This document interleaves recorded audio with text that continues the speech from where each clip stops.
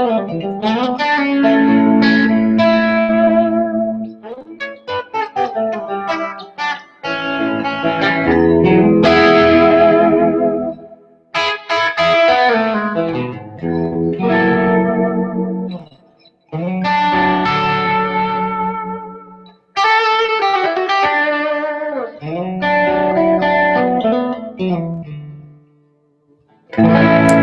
out there, hopefully you can hear me okay, you can see me okay.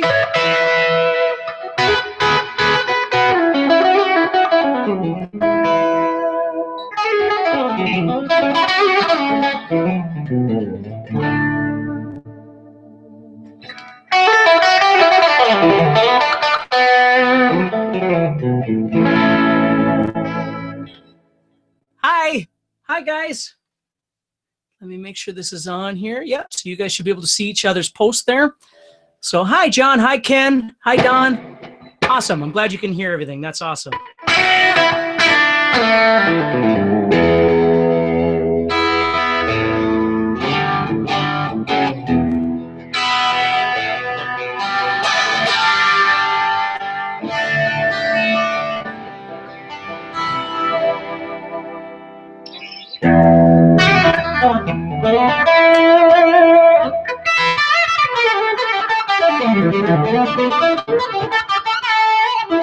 Hey Paul, hey Ken, hey Dennis. Can you show us an A? What do you mean by that, Ken? Can I show you in A? What do you mean by that specifically? And I will help you.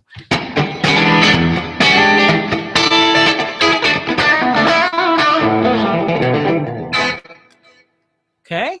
Yeah, today's just a Q&A. We're all going to hang out and talk a little bit. If you got any questions about stuff, we're going to talk about whatever it is that you feel like you need some help with. That's absolutely what I'm here for.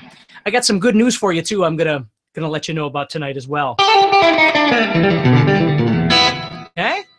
Yep. Just keep them coming. Any questions you guys have, that's what I'm here for, guys. Is just to help you with anything. Okay. So Ken, you say, can you show us an A? What do you mean by that? What do you want to see in A? Show us demoing in the key of A. Okay. Is there? Well, let's just say I do a. Do you want like an A blues thing, or do you want an A modal thing, or what would you like to see, Ken? Hi, Jack. Do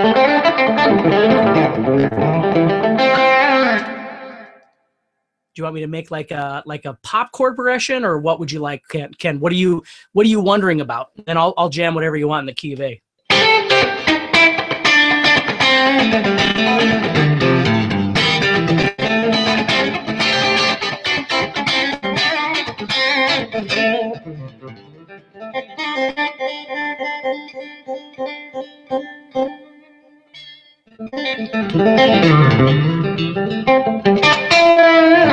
I'm messing around with some new guitar tones here, so it's kind of fun.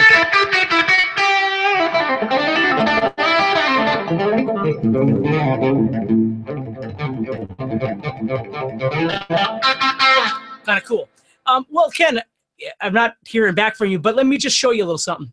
Okay, there you go, Ken. Blues in the key of A and in the mode of Dorian. Okay, well, if I was going to use Dorian, then I would probably be using an A major chord progression, probably, because if I use A minor and D minor, this is the kicker right here, is the D minor. If I use the D minor, it gives me that note right there, okay, which is the F. Oh, no, don't worry about it, Ken. No big deal.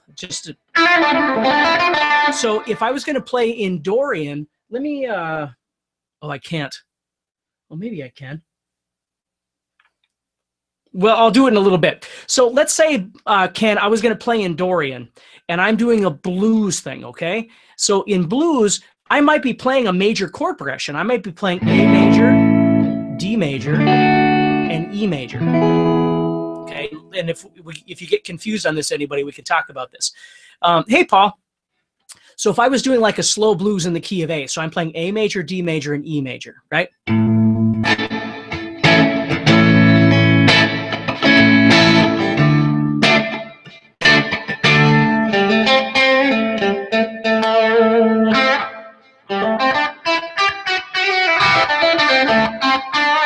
So what I would start doing, Ken, is just as usual, if I'm playing blues, which you did mention, I'm going to follow the 1, the 4, and the 5 chords, or whatever my chord progression is. I'm going to follow those around a little bit. So, for instance, if I started playing, I'm going to start with pentatonic, and I'm going to start emphasizing pitches, right? So I'm going in the key of A, I got an A, right? So I'm going to some A's. And then it comes to the D chord, so now I'm going to head over to D. I'm going to start emphasizing some D's. Back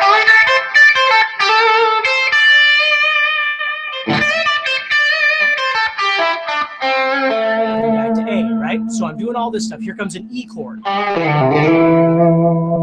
D. To my A. Right? Now, to add the Dorian element, the big thing of the Dorian element is the major sixth. So I want to start using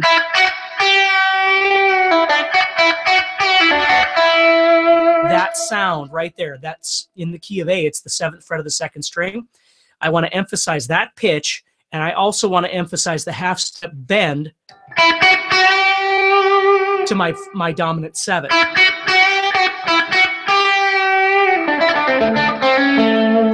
That's how I'm going to get the Dorian sound in blues. So I've got my minor pentatonic, and that's fine.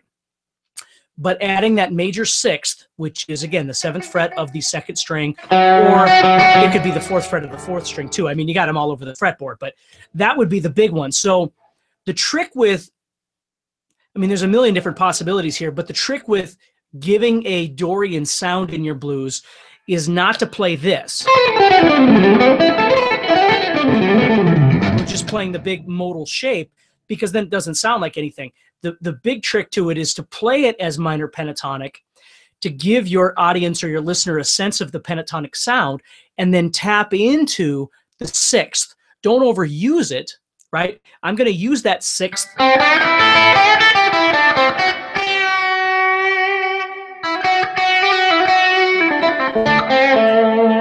You see, I'm going to use that 6th sparingly so you really hear it. When you hear it, it really shines. The other thing that, of course, the Dorian is going to give you is the 9th, which in this case is the 7th fret of the 1st string. So Ken, that's the 2 right there. This would be called the 2 or the 9th, the 2nd fret of the 1st string. Okay. Now the 9th doesn't depict a Dorian sound. The 9th, there is a 9th in Dorian, but there's a 9th in Aeolian as well. What makes Dorian sound Dorian is that major 6th. But the 9th is also used, Ken. So the nice thing about that is Dorian is, when you're using pentatonic, Dorian gives you this really cool shape of being able to go 8, 7, 5, 8, 7, 5, 8, 7, 5. You see? And I use that shape a ton in my playing. So when I want something faster and crazy, let me go to a little bit rocker sound here.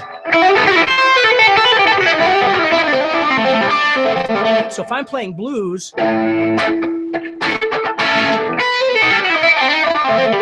I want something kind of fast and furious like that, I'm using the Dorian with the blues note, but now I'm not trying to emphasize the 6th. I'm using it more of as a shape that I can kind of have some fun with. If I really wanted to sell the sound of the 6th, which is the Dorian sound, Ken, in the key of A minor, it's going to be the 7th fret of that 6th string, or 2nd string, I'm sorry.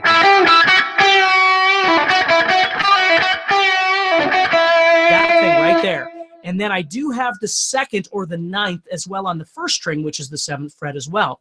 But that one is a little bit different because, again, it's not going to give you the Dorian sound, but it is going to give you a diatonic sound because you still get a half step.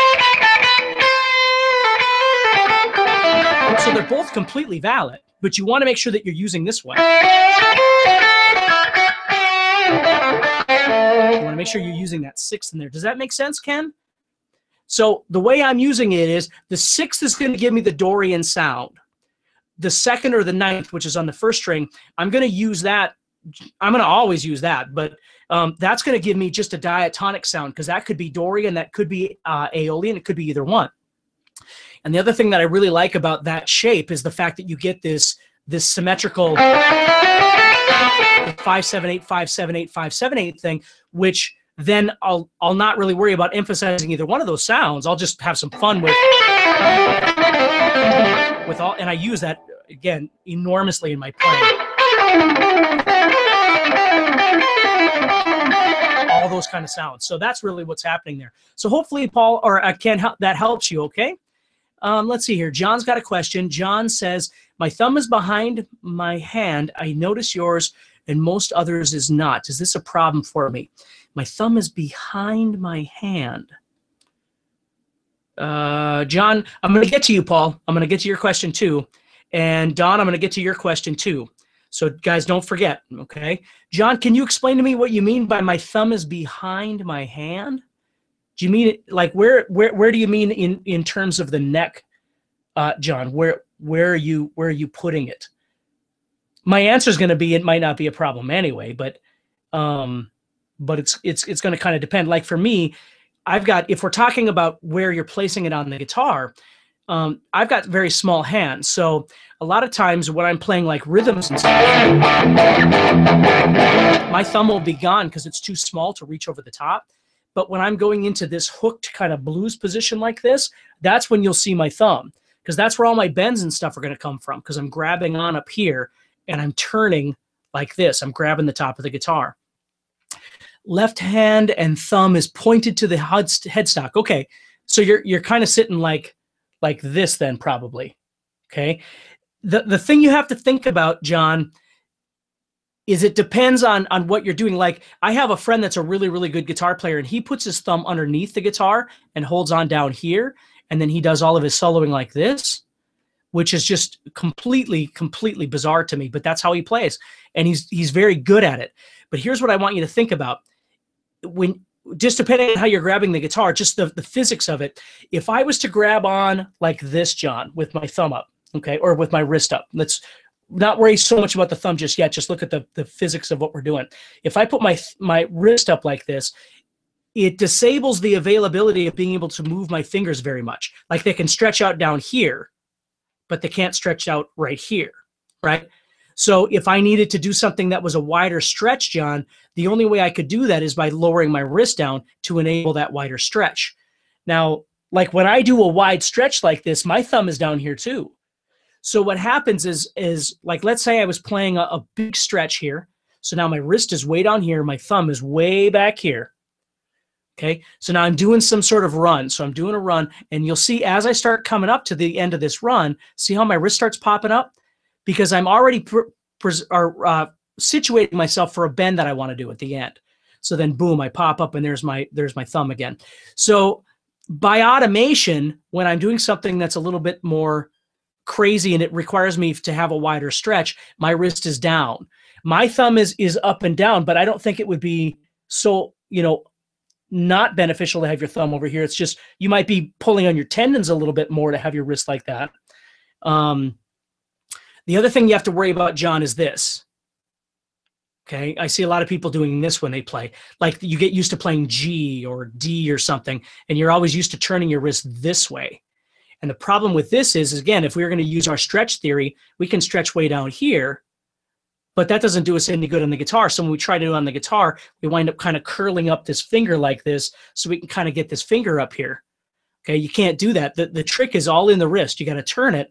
So now these two, this is the biggest, I know my lighting is kind of bad right now, but these are the biggest stretches that I've got right here. Okay, so as I go underneath the guitar, if I need that stretch, this is where my wrist is going to have to be to attain that stretch. If I don't need the stretch and I'm going for a bend or a more pentatonic thing, then my wrist might come up a little bit. Hopefully that kind of makes sense, John. I mean, there's so much organic element to this when you're starting to learn how to play this stuff. Well, okay, John, John says, that's exactly what I do. How do I get out of that? The only way you can do that is you have to ask yourself, do you need to get out of it? Is it causing you an issue that's detrimental to your playing, right? And if it is, then unfortunately, John, what you have to do is you have to go back to the beginning of this thing and you have to start retraining myself. I had carpal tunnel surgery on both my hands when I was like 15 or 16. I don't remember exactly what age I was, and it sucked. And I was in pain for a long time, and my hands have really never been the same. But the good thing about the surgery was that it forced me to have to start all over with my playing. And I was doing a lot of things wrong before the surgery, so I really made sure that after my surgery, I was doing them right. Now, I'm not telling you to get surgery. What I am telling you, though, is that it is possible to go back and kind of reassess how you're doing something. But John, I mean, that's like, again, I don't know how long you've been playing, but if you've been playing for 20 years or 30 years, that's like telling somebody, okay, well, now you got to start learning how to walk backwards. You've been walking forwards this whole time. Now you got to walk backwards. So I always tell people that if there's a way of making it work with what you already know, if you're too deep in, then that's the better choice. But if you really want to revamp yourself, you can. You just have to, like I said, let me just play a little bit, John, and let me show you the front of my hand and let me show you the back of my hand, and I'll show you how things just shift without me thinking about it, okay? I'm not just going to bore you with a bunch of playing, but I'm just going to play a little bit. So if I do this, see, I started off and I was here, and then I went up to this. Now it drops because I'm ready for. Now it comes back up.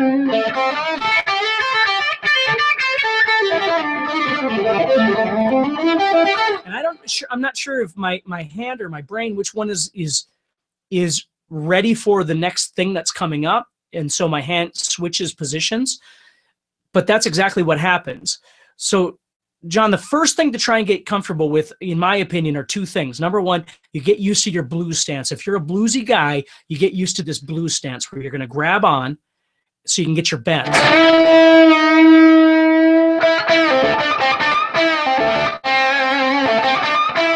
I'm going to drop down and start playing a little bit. Now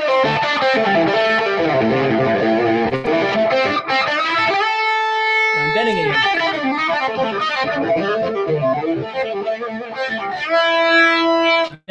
So when I go to bend, you'll notice that I just pop up. I pop up and I grab on. But otherwise, I'm sitting in this downward position like this. So the two things to think about, John, are keeping yourself in a position where you can reach further this direction with your pinky. Okay, not this direction, but this direction. And the second thing is being able to jump up from this into this. Okay. Jack, let's see. Jack, I'm going to get to you in just a second. Okay, awesome, John. Let me go back here because I missed somebody here. John, there was John. Okay, so Don, can you show me the BB box in A? Absolutely. The BB box is really quite straightforward. What you're doing is if you were in A minor pentatonic, right? So you got your first position here.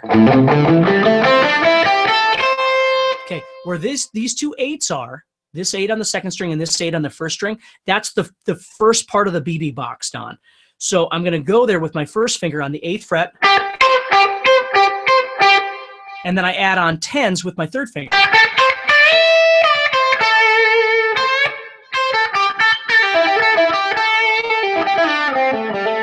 So BB and so many of those players, again, I could tell you stories when I was first learning how to play, and I was learning Led Zeppelin, and I was learning AC/DC, and I was learning Cream, and all these, Jimi Hendrix. They all would go up into this. I didn't know it was called a BB King box until much, much later, but they would go up there. So you'd always see them. Let's see. What can I remember how?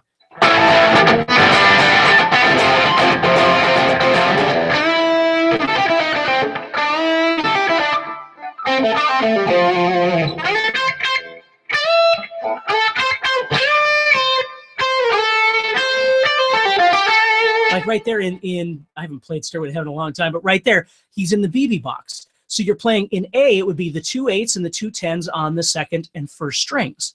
And then it's all that smooth blues bending stuff that he's doing on the 8th and the 10th frets of the first string, but then he also adds stuff on the 9th fret.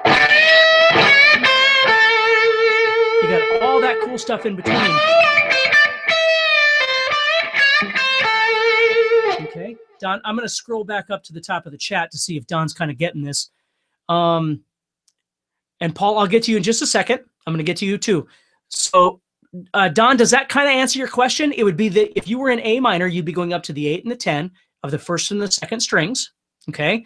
And all your cool bending is done on the 8 and the 10 of the first string, but you also got that 9 in the middle.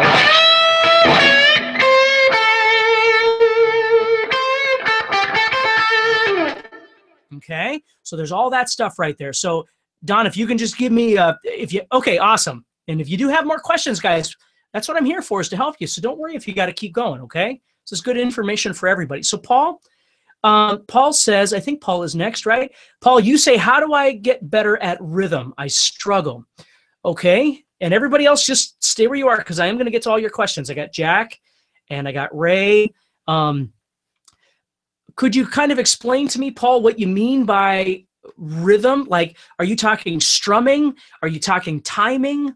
Like, what do you have problems with? Is there a particular song you're trying to work on right now, Paul, that you're having a hard time with, that maybe we could talk about and kind of figure out what's going on?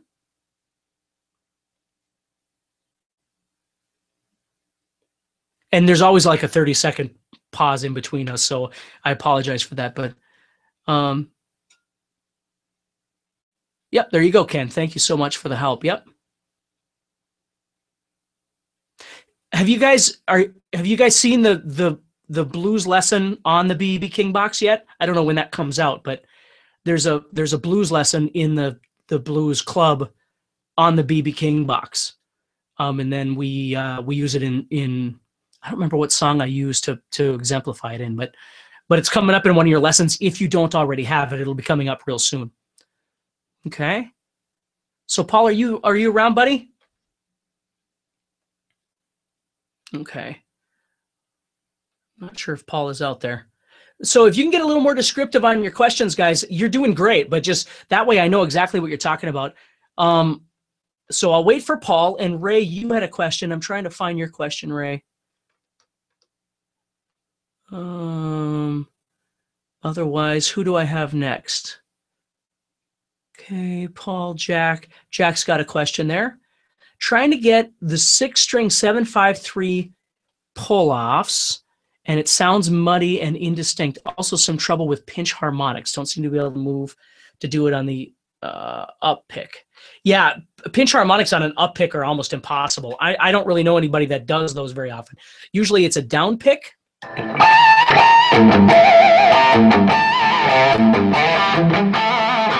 know, and of course, the more distortion you got, the better you're going to get to it. So yeah, usually you're okay. Yep, Ray, just keep them going there. Scott, I see you too. Still waiting for Paul. Okay, so yeah, the pinch harmonic, you're really not ever going to do pinch harmonics on an upstroke. It might happen a little bit, but usually, you know, you're doing them on a down. You're coming off a pattern, and then you're heading into a pinch harmonic at that point. Now, as far as definition goes on your pull-offs, the 6th string is a muddy string to begin with, especially with a lot of distortion. So what you got to make sure is if you're doing pull-offs, what I like to do is I like to do a little bit of palm muting to try and kind of tighten up the definition a little bit.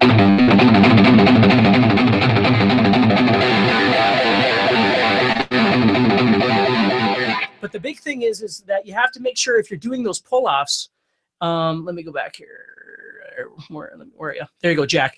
I'll get to everybody else in just a second. The 6th string is going to be the noisiest string, but you got to make sure that the same technique that you're using here with the actual physical pull of those is the same thing that you're doing here. You're literally using your muscle, right? And then you're deadening out everything underneath so they're not making any sound. So as long as you got everybody deadened and you're giving a nice solid pull, you won't get any noise from any other string, and you can still hear the percussion like you're picking when you flick that string. If you just take them off, it just kind of gets all kind of flubby. But if you really pull them off,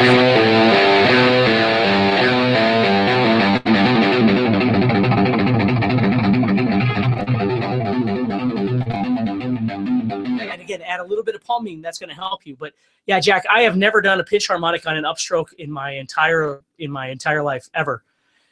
Okay, let's see here. Still waiting for Paul. Scott, I play with my thumb over the fretboard almost all the time. It's easier for me. That's awesome, Scott. That's right. Again, if I was playing something like this, if I did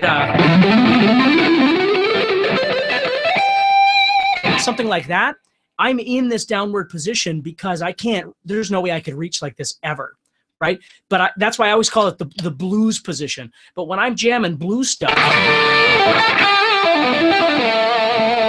that's okay, Paul. Yeah, what I asked you, Paul, is that if you could give me more information on what you mean by your rhythm. Give me a song, or is it strumming? Is it grooving? Is it timing? Like, could you give me some more examples of what you're having a problem with so I can kind of define a bit further of what you're looking for, Paul?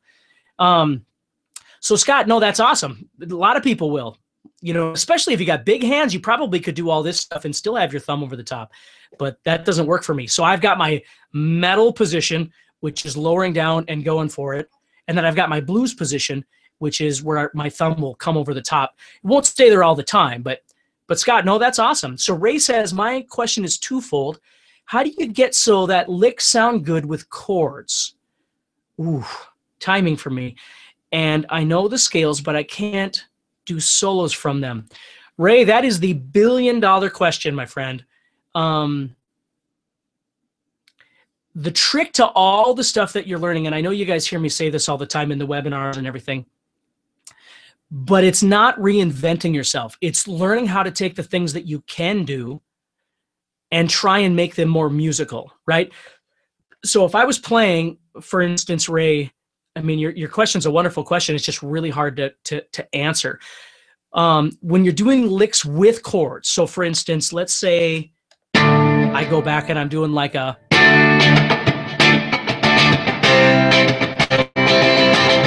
and Paul, this will kind of go along with what you're saying too. So I'm playing a D, C, and G, and I'm doing kind of a can't you see groove, a little bit funkier.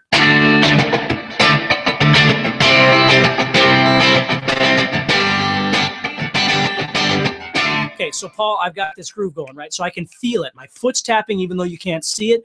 My body feels 1, 2, 3, 4, 1, 2, 3, 4, 1, 2. Much more than my mouth can say it, my body's feeling it. This is why you see guitar players a lot, Paul, doing this. And Ray, I'm going to get to your question here. So as you start playing, your whole body is feeling this. And when I play, I don't think of like a measure being like 1, 2, 3, 4. That's what it is. Guys, this might sound weird, but I think of it as just, it's a distance. I can feel the distance before I move on to the next thing with that equal distance. So when I go, boom, boom,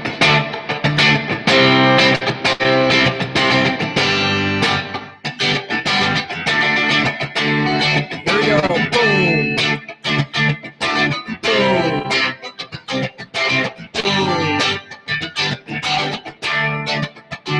I'm not thinking with my fingers. I'm thinking with my brain. I'm feeling with my brain. My fingers, Paul, are just responding to that. Okay, and I'm going to keep going with that. But Ray, let's go back to yours now. So the trick here is that as I'm creating this, and you had mentioned licks sound good with chords. So I'm playing some chords right now, and I want to throw some licks in. If I try and do way too much, it's going to be harder to make everything sound organic and authentic, right? So if I'm going,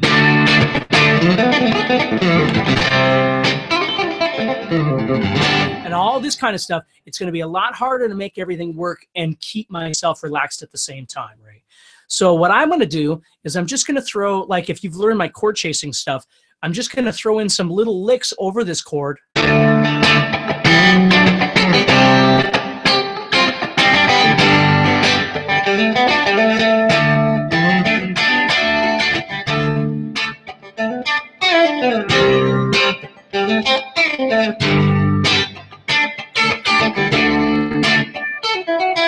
I don't have a lot of time, right? So I can't really be doing a lot of soloing per se.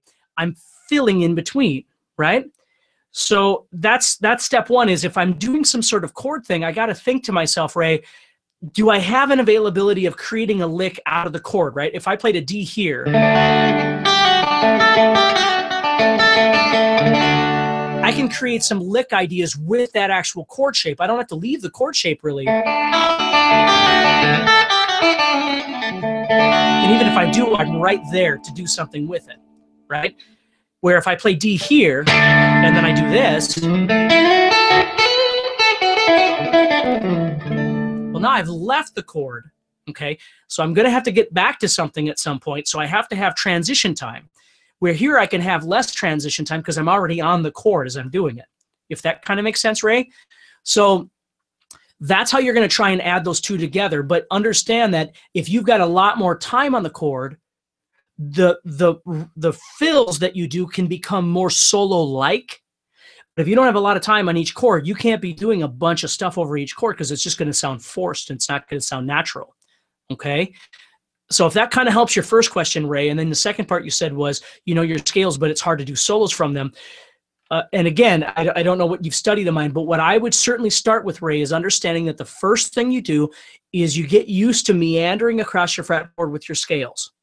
And then what you do is you start chopping that meandering into phrases, okay? Now, again, meandering for me is mindless movement, right? And it's very important, but it's mindless movement. So if I'm playing in A minor and I'm going,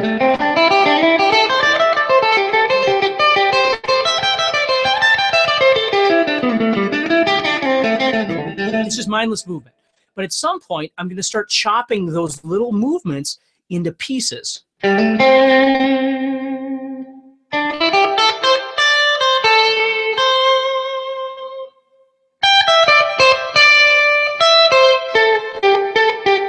Again, it's mindless. I'm just chopping it into pieces. That's the second step, Ray. Then the third step is as I'm chopping those into pieces, I start becoming aware of what chord is being played and what pitches I want to start trying to emphasize, not all the time, but sometimes over the chord, meaning if it's an A chord, maybe you go to an A. If it's a D chord, maybe you go to a D. If it's an E chord, maybe you go to an E. If you know your theory, you could go to the third or the fifth or whatever. But again, don't pile the theory to where all you're doing is thinking again, because then your solo sounds less authentic. Okay, so that's, if that makes sense, Ray, I'm not sure if you're with me, but if that makes sense, that's the third step. So first step is you're learning to meander. Second step is you're learning to chop it into pieces to create authentic phrases. And you can take your time, right? You don't have to be in a hurry to move from this. Now I need phrase number 2. I need phrase number 3.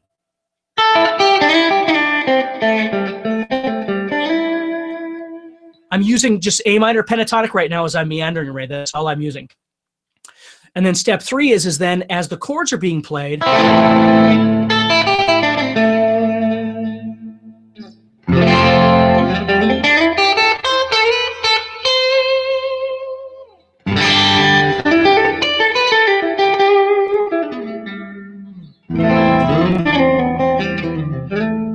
I start kind of moving around to those places. Then the fourth step is the biggest step, is once you start learning how to do that, then you have to start what I always call ladders or clouds. I don't know why I call them that. But you've got all these different techniques that you're learning how to play. You're learning patterns, and you're learning licks, and you're learning string skipping, and you're learning tapping, and you're learning speed picking, or whatever it is, anything out there. Now you're going to start using these attack mechanisms that you have been practicing in the context of this meandering. Okay, the meandering is the overall wash that's giving you your solo, and it's very, very important. Very important. Some people think, well, I just got to learn 16 licks and then that'll be my solo. That's not true at all.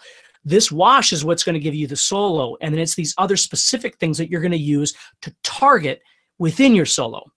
If you're playing metal, you're going to use a lot of those, right? Because that's what metal is. If you're playing blues, you're going to use less of those.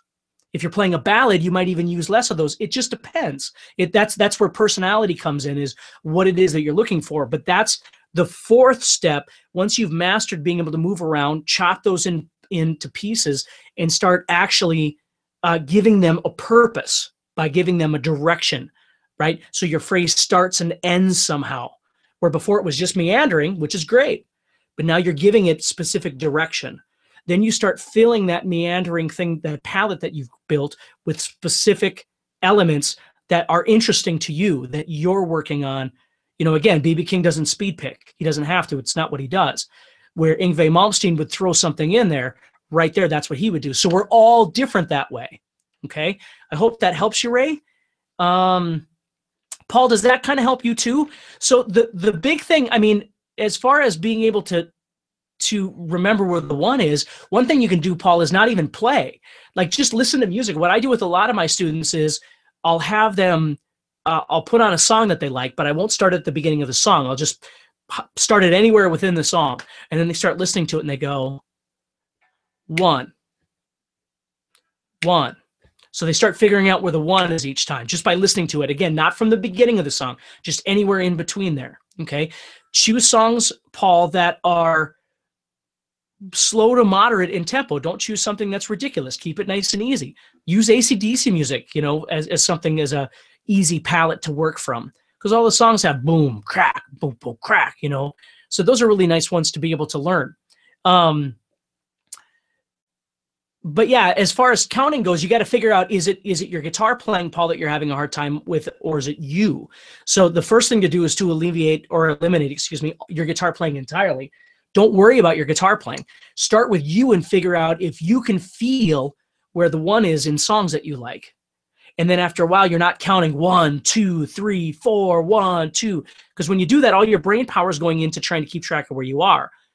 The trick for me is to step outside the song and just kind of see, again, the distance. Boom, boom, boom. I can hear it. So when I'm playing, or I'm listening to a song and it's, so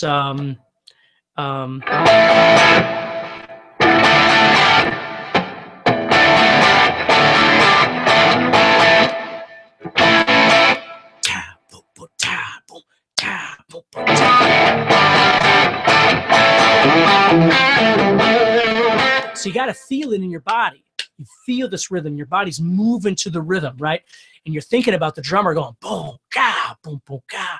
You got to get into the music. So separate yourself from guitar playing, Paul, and really start learning to listen to the music. Get down inside there, right? I used to call it going underneath with my students, where when you're listening to a song, you stop singing along. You're not even aware of the words are out here, really. You're digging underneath and you're listening to the music happening. You're listening to the pulsating of that music, and you're feeling it like a heartbeat. You're feeling the pulsation of that rhythm, okay? Because once you get it in your bones, once you get it in your body, Paul, then you don't really count anymore, okay? And again, I'm not saying counting is bad. Counting is necessary sometimes, but you've got to learn to feel the rhythm. Where a lot of times when we're trying to play, we're not able to feel a rhythm because we're so busy thinking about what we're doing. We're thinking about this chord, or thinking about this scale, or thinking about this lick. So our brain is now off, right? It's got to shut down and go, okay, well, what am I doing here? And then you come back out and the music's still going. So now we're behind. So hopefully that helps you a little bit, Paul. Ray says, when you something and down the neck, I'm not sure what you mean. When you are up and down the neck, maybe you meant, are you using different voicings of A minor? Yeah, but again, I'm not really thinking about that, Ray. I'm listening to the music and responding to what I'm hearing, right? So if I decide I'm going to use a different voicing of A minor, I mean, yes, I am. But I'm not just thinking, well, I got an A minor and an A minor. I'm not really thinking about all of that as much as I am, because all of that stuff is coming from my scale anyway, Ray, right? Now, I can see my scale, and I can see my caged, which is giving me my arpeggios. So I can see all that there, okay? But my most important thing, if this makes sense to you guys, is I try and step away from all of that when I'm soloing. I use those things as mechanisms. Otherwise, what I'm trying to do is create something that sounds, again, the circumstance is relative to the music, okay? But as I'm playing,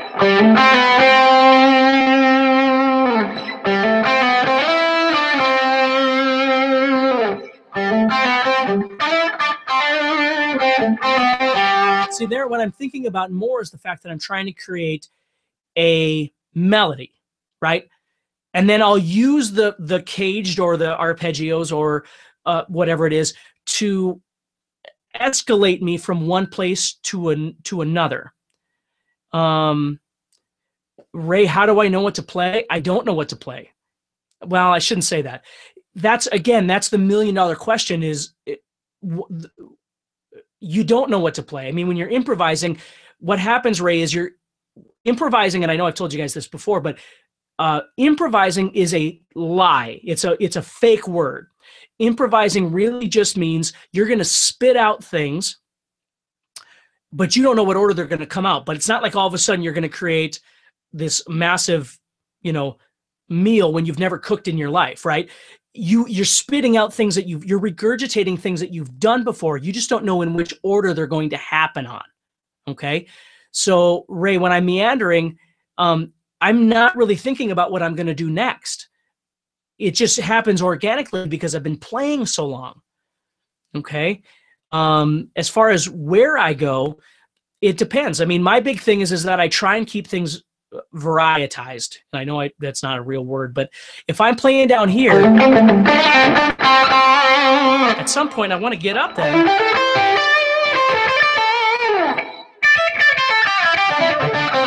I want to move around and give my listener interesting dynamics. I'm going to play loud, soft, high, low, fast, slow, right? Diatonic, pentatonic, arpeggios, not arpeggios. I'm going to play, I'm going to shut up, right? I'm going to play big phrases, I'm going to play little phrases. I'm always thinking, I call it dynamic contrast, but I'm always thinking about trying to do something different versus the same thing over and over and over, unless it's a melody, right? If it's a melody, if I go,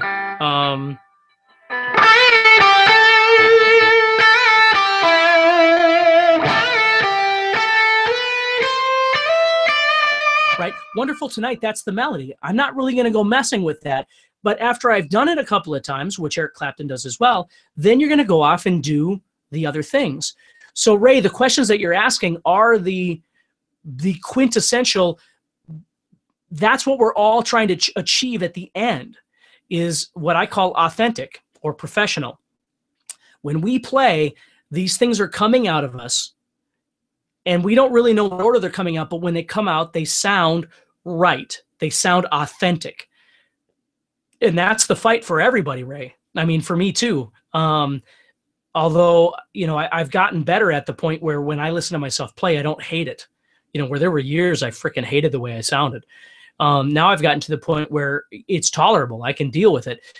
But it all has to be natural. And again, Ray, that's why I'm telling you guys, when you're learning how to spread your musical wings, so to speak, always, if you guys were on my last webinar, it was really, really important, because defining who you are as a player right now, the things that you already know how to do well, or you're close to being able to do really well, that's what you have to focus in on first to really develop. Because then you can take some things that are immediately outside that zone, that comfort zone of yours, and you can start adding them into your abilities to start, my camera's out of focus a little bit here, but to start expanding your horizons a bit.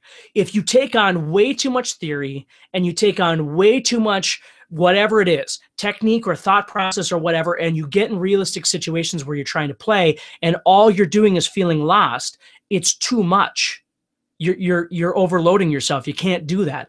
You've got to learn to take your core, these things that you are really good at or potentially could be good at with more practice, and then start expanding that with other things.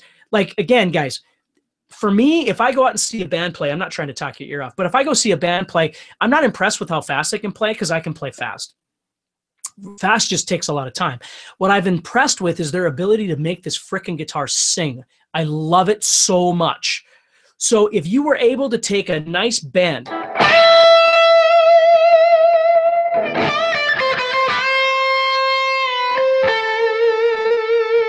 a really nice vibrato, that's everything to me as a guitar player. That's what I love about guitar playing. Yes, I love all the other things, but when you go to play, Ray or John or Paul or Ken or anybody, when you go to play, if you go,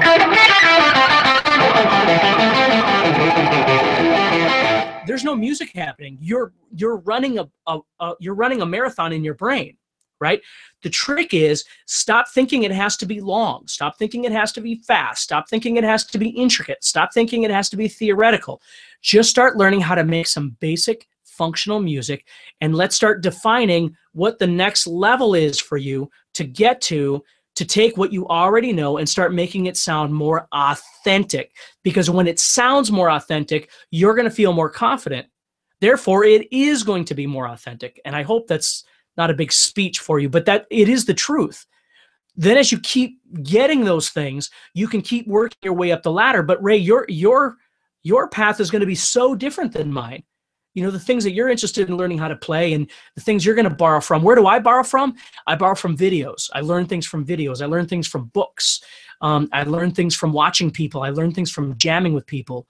You know, I mean, I just learn from any, you know, media I can get my hands on, but I don't learn it all. I don't take everything. I only take the good stuff relative to what I want. So if I learn a lick and I go, wow, that was a great lick, I'm going to learn that lick, but I'm also going to try and figure out, well, what key was it in, or what scale was it, or how can I use that lick versus just learning a lick? Because that doesn't do me any good. How are they playing the lick that's something that I could use realistically in my playing? So we don't always have to feel like we learn the whole solo. Okay. And as I spit things out to you guys on a monthly basis in the IGPA stuff, I'm not trying, I don't want you to necessarily learn everything from the video. I know you feel like you should get your money's worth and you should do everything. Don't do that. Okay.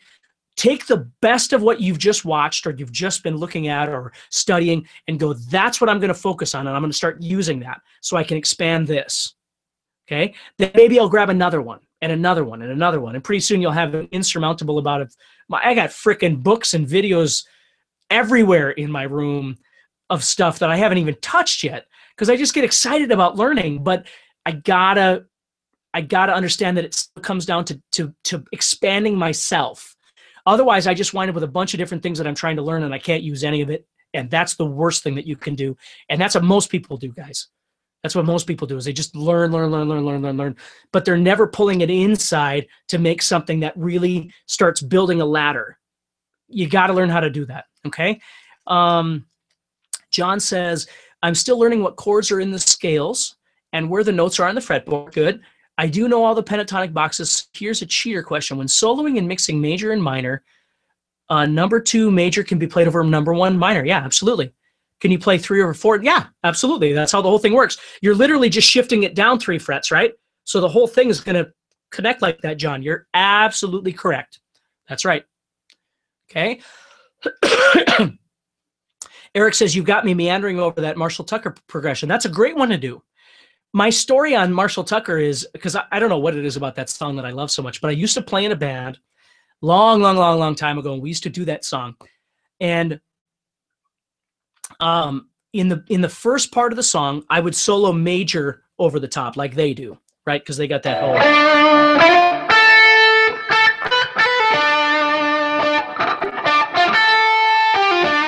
So they got a minor note in there. Well, that little that I don't know if it's a flute or what it is, but anyway, so I would solo major over the top of that, right? So the guys are playing.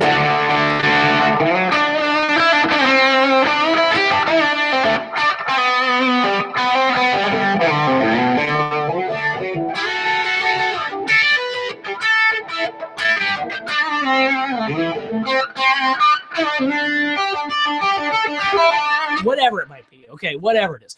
And then it gets to the end of the song, and my drummer would go double time, so he'd be going boom, cha, booka, cha, boom, cha. And then there I would do the quintessential Aerosmith / Guns N' Roses thing / AC/DC, where you go minor over the top. So then at the end of the song, they're going. And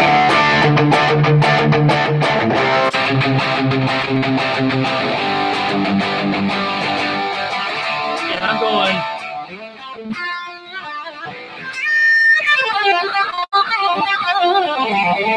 So now I do that thing where at the end of the song you twist it and you go minor, which is like Paradise City and, you know, I mean, all those bands do that kind of stuff.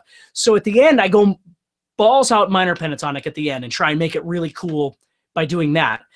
Because guys, as you keep going down this path, and I got a million stories about these that I don't have time for today, but soloing major is way harder than soloing minor.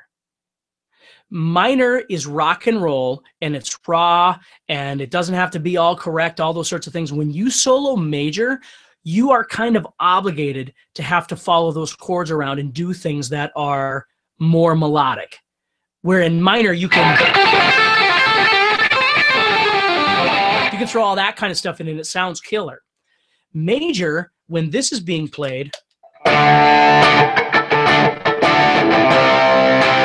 got to follow those around somehow.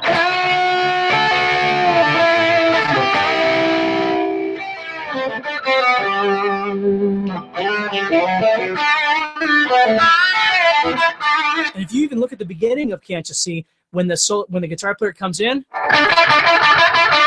know, all that kind of stuff. You know, he's just doing all of those things.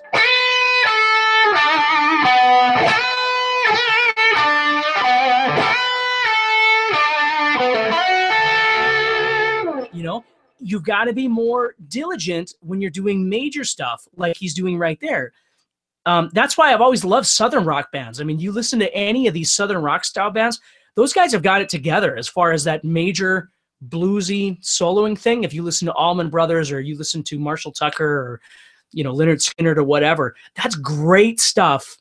Eric, it's true. Major is tough. It's way harder because you have to be more disciplined. You just do. So what's nice about that is you take the beginning and you're doing more stuff that's organized and thought out, right? It's got a directive because you're playing a D chord, so you're trying to do something that makes sense with it. And at the end, you just go crazy, okay? Yeah, and Ray, it's okay, buddy. That Ray says, thanks, Steve. I do understand. I'm trying to skip a few steps to where I want to be. I totally get it. What I've always tried to do for people is to get them to understand, because I get it. I've been there, okay? But once you start planting your feet on the ground and you start really establishing what you can do and what you can't do, but what you can do and start building onto that, you're going to be surprised at how little a time it takes before you start making solos that sound more like they're supposed to, because you're in tune with it, you're feeling it, and you're responding to the music from a musical level, not just from a practice level. That's the worst thing anybody can do is, I practice all these things, so I'm now obligated to play them all while I'm jamming in what was number 13A, and no, you can't do that. It's got to be organic. You know, I always think, you know, if you're outside and you're walking around because it's nice outside and then a big dog starts chasing you and he's going to eat you, right? You're going to run faster than you've ever run in your life. Even if you have a gimp leg, you're going to run faster than you've ever run in your entire life trying to get rid of that or get away from that damn dog. It's a natural instinct. Those natural instincts are what we need when we play guitar. We just can't set ourselves up for failure by wanting everything that we don't have. Because that's going to set us up. How do we build a bridge or build a ladder to the things that we really want? We got to start small and build little things, okay? Okay, I hope I'm getting everybody here. Paul says, let's see, how do I get out of A minor pentatonic? I've been stuck playing it for years, not a joke. Well, what do you want to get into, Paul? I like the 6-note approach from your video to solo. It's the best thing to start with. Yeah. So, I mean, that's a really good one is you start by adding the 9th, right? And you start learning some licks, Paul, that utilize that. Not just playing the note, but accentuating the note. Like again, you're going to hear me do these things all the time, but I use this 9th right here. Like that right there all of a sudden doesn't sound diatonic or pentatonic at all. You know, it could be more of a Satriani thing. So I'll be playing a blues thing, and I'll go into something there where all of a sudden I'm kind of utilizing that 9th. The other thing I love to do is play kind of an arpeggiated thing where I go from this 9th right here in A minor, and I slide up a half step, and then I go to the 5 and the 5.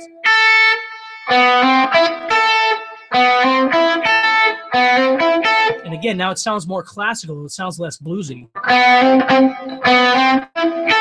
And then, so I'll use just that little kind of movement to break it up. So if I'm doing something bluesy,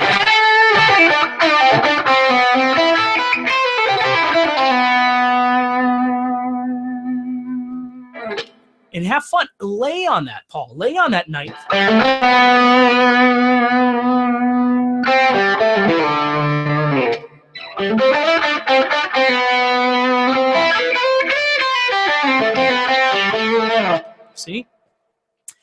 it's a great way of adding the, I mean, because once you start adding in the sixth, it gets a little different, because then you got to start kind of knowing more about modes, which sounds like the next step for you, Paul.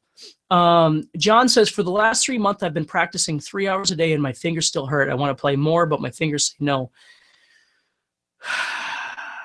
That almost sounds like a dirty thing to say there, John. I don't have anything.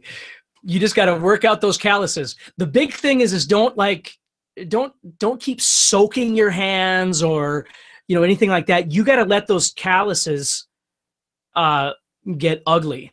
You just do. Like my worst one is on my first finger, the way I hold my guitar pick. Like I'll get done playing sometimes when I'm on stage and I'll have, you know, blood coming off of this finger on my guitar, because when I play, you can't see it, but this finger is crooked because of all the years of holding the guitar pick like this. So my finger is crooked.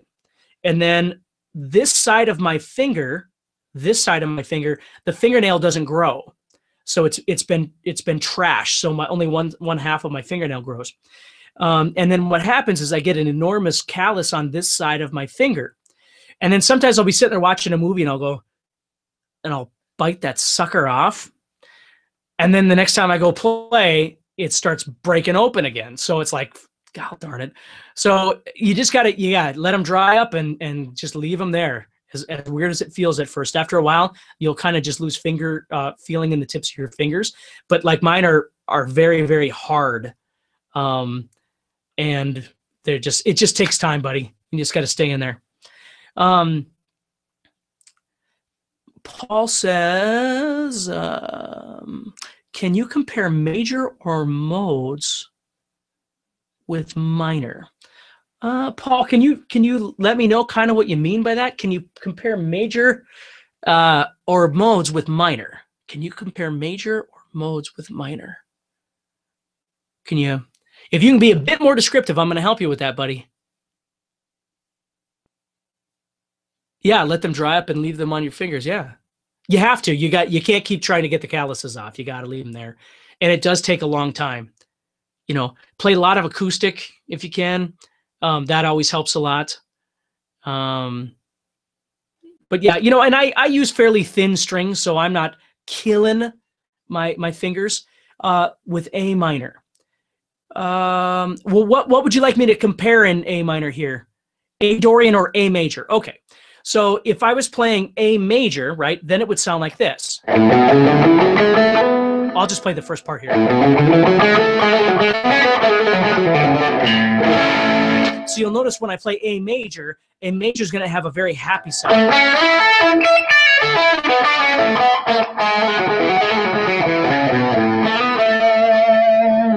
Right, so if I'm playing...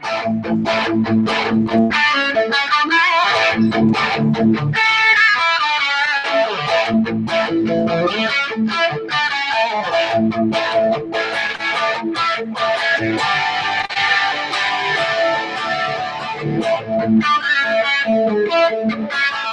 always think like just about everything ever by White Lion. If you're a White Lion fan, Vito Bratta from White Lion is one of my favorite freaking guitar players. If you want some cool guitar licks, go look at Vito Bratta. He's got so many major.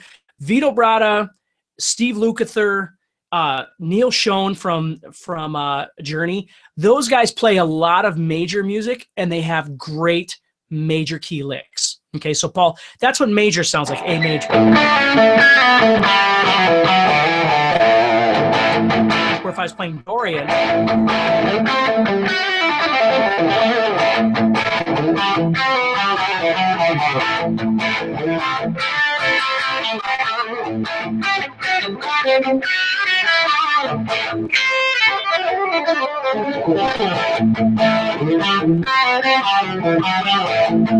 it's going to sound more bluesy. It's going to have, the big difference is that A major has the major seventh.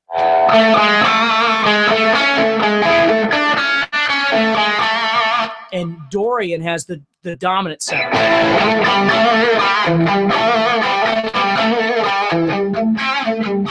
So anytime you use that dominant seventh, it's going to have more of a blues rock and roll sound, where A major has the major seventh.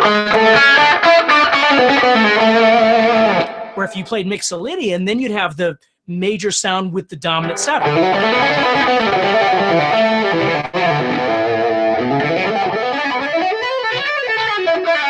But again, it's going to depend on what scale or what key I'm playing in, or what my chords are, and things like that. Ken says, do you have a favorite pedal when you're playing blues? No, again, we've had this conversation before. Here's what I was going to tell you guys. I hope everybody's still on the call. I have a friend who's a gear junkie, and he's going to start doing videos for us. He's going to start doing some webinars for us. So he's going to be able to answer gear questions for you guys. So he's going to start doing reviews of pedals, talking about descriptions, similarities, differences, blah, blah, blah. You know, I've got another friend of mine that's doing guitars and guitar bodies and amplifiers and all this different stuff. So you're going to start being an IGPA member. You're going to start getting access to all of those videos and start having webinars with these guys where you can ask questions about tone, about pedals, about setups. I mean, all kinds of different things. It's going to be so awesome. I'm so glad that those guys are doing this stuff for me. You know, because I'm a pretty straightforward guy when it comes to gear. I really don't use much for pedals, and I just kind of use the same stuff because I get the same sounds. But these guys are freaking gurus at this stuff. You know, my one friend, his name is Eric Letvin. He just owns all kinds of gear, and that's his big thing, is his kind of the quest for different tones, and he makes his own guitars and blah, blah, blah. So he's going to be awesome to have on, where you guys can ask him simple questions like, you know, what's the difference between a gain and an overdrive, or when do you use a compressor, or where do you put an EQ, or how do you get a whatever tone? He's going to be able to help you with that stuff. So we're going to have videos of him talking about those things. We're going to have live webinars with him doing stuff like that. I'm going to keep getting more and more people involved. So if you've got extra time on your hands and you want to attend some webinars, and of course you can watch them afterwards too, but there's just going to be stuff. We're going to get outside the box of just learning scales and things. And don't get me wrong, that's the meat and potatoes of what we're doing. But I want to keep giving you more and more things where you've just got opportunities to learn in maybe some other capacities that you never really thought about. So it's going to be pretty cool. So guys, I got to get going. I got supper upstairs, but I appreciate you're all taking an hour out of your day to hang out with me, and hopefully I was able to give you a bit of insight that helps you a little bit on your quest for guitar playing. So make sure you email us if you've got any questions about anything. Keep talking to each other in that community. I just appreciate how much so many of you are very helpful in there in answering questions and just keeping the conversations really positive. It's awesome. So guys, take care, and I will speak to you real soon. And as I said before, keep practicing, and you'll be able to watch the replay of this if there's some stuff in there that you think you might need again. Otherwise, we'll talk to you soon, okay? All right, guys, take care.